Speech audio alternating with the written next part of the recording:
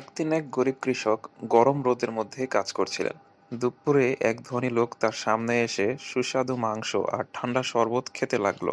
কৃষকের দিকে তাকিয়ে বলল, তুমি এত কষ্ট করছো, একটু খাবার খাও না কেন?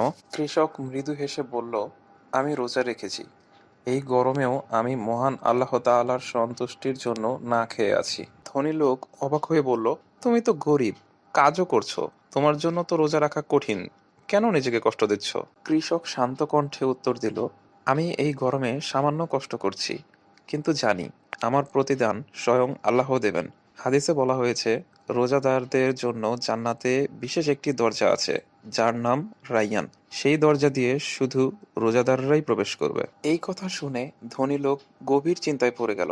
সে বুঝতে পারল, আসল সম্পদ টাকা নয়, বরং আল্লাহর পথে ধৈর্য ও ঈমান। গল্পের শিক্ষা: রোজা শুধু না খেয়ে থাকার নাম নয়, এটি আত্মশুদ্ধি, ধৈর্য ও আল্লাহর ভালোবাসা অর্জনের একটি মাধ্যম। যারা রোজা রাখে, আল্লাহ তাদের জন্য অপার পুরস্কার রেখেছেন। আপনার যদি গল্পটি ভালো লাগে, গল্পটি শেয়ার করুন।